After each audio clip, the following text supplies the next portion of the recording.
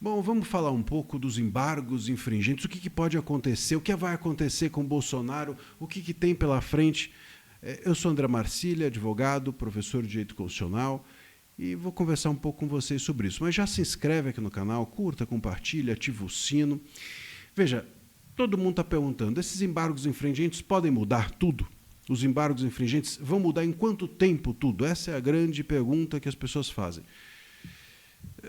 Não tem prazo.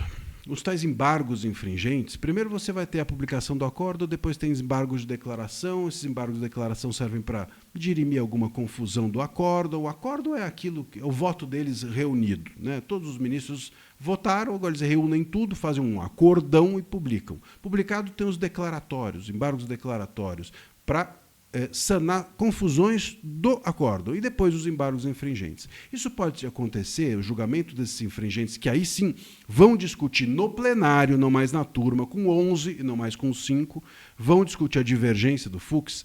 Esses embargos infringentes podem acontecer, o julgamento dele pode acontecer em 3 meses ou em 30 anos. Não tem prazo.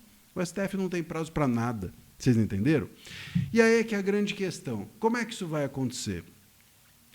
Qual é a previsão? Estou aqui conjecturando, vou apenas falar o que eu acho, uma análise política de uma questão jurídica. Né? Eu acredito que isso não vai ser julgado cedo.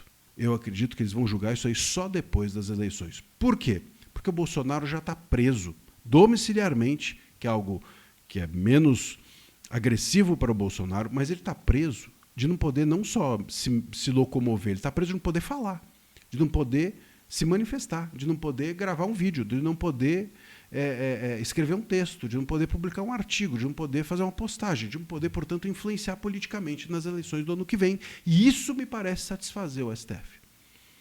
Algumas pessoas dizem assim, mas o STF quer ver o Bolsonaro atrás das grades, a domiciliar não é suficiente.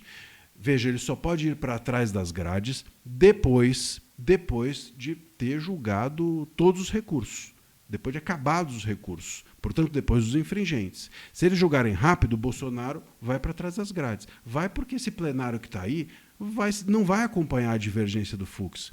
Veja, no máximo você vai ter ali o André Mendonça, o Nunes Marques, que a gente nunca sabe o que pensa, e mais um ou outro, se muito, não é suficiente, não é uma maioria, mesmo nos 11. Então, o Bolsonaro vai para trás das grades se julgar rápido. Não é bom para o Bolsonaro, portanto, e não é bom para o STF, a meu ver, porque você vai ter uma comoção social. Se o Bolsonaro for para trás das grades, às vésperas da eleição, vai pegar fogo o país. Então, para o STF, me parece ser interessante deixar como está.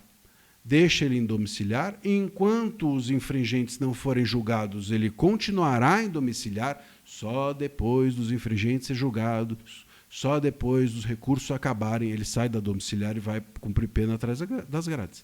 Então, para o STF parece interessante, porque não tem uma comoção social, para o Bolsonaro é menos pior, e creio que seja essa a intenção. E depois, se o STF conseguir emplacar nas eleições do ano que vem um candidato, ou da esquerda, ou de uma direita, que aceite que o STF continue mandando no país, se o STF conseguir emplacar esse candidato, talvez depois das eleições, aí sim ele julgue os infringentes e alivie para o Bolsonaro.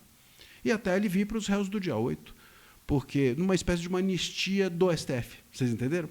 É como se eles fizessem pelos próprios, combinassem, sei lá, uma anistia deles próprios depois de conseguirem o que eles querem, que é um candidato que permita que seja eleito e permita que eles continuem mandando no país. É isso que o STF quer.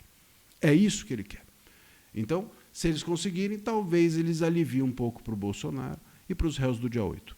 E vai ter que ter, e se o Bolsonaro for aliviado, alivia para os réus do dia 8, porque se o plenário acompanhar a divergência do Fux, isso impacta também nos réus do dia 8, porque se eles entenderem, se o plenário entender que o Bolsonaro foi julgado por um STF que não tem competência para o julgamento, como é que eles podem aceitar que os réus do dia 8 foram julgados pelo STF com competência? Quer dizer, os casos são conexos. Então, o Bolsonaro não foi...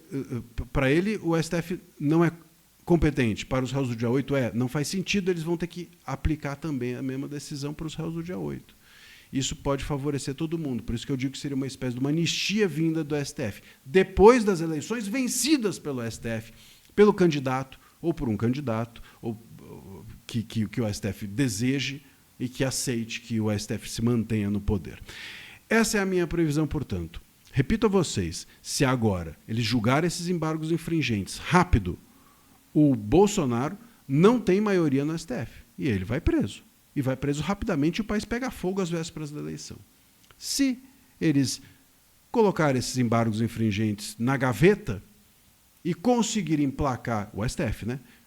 E conseguir emplacar o STF, o candidato que eles querem, talvez para eles sirva mais deixar os infringentes assim, deixar o Bolsonaro em silêncio na prisão domiciliar e emplacar o seu candidato, vencer, continuar mandando o país e depois deles terem essa certeza, com um executivo que lhes seja submisso, eles possam aliviar para o Bolsonaro e, quem sabe, para os réus do dia 8. Acho que é por aí. É uma leitura política, não é nada jurídico, é uma leitura jurídica. Mas, assim, dentro do país, a gente só tem hoje leituras políticas. Juridicamente, é algo que está em extinção, as leituras possíveis dentro do Brasil. É isso. Se você gostou desse vídeo, curta, compartilha e um abraço.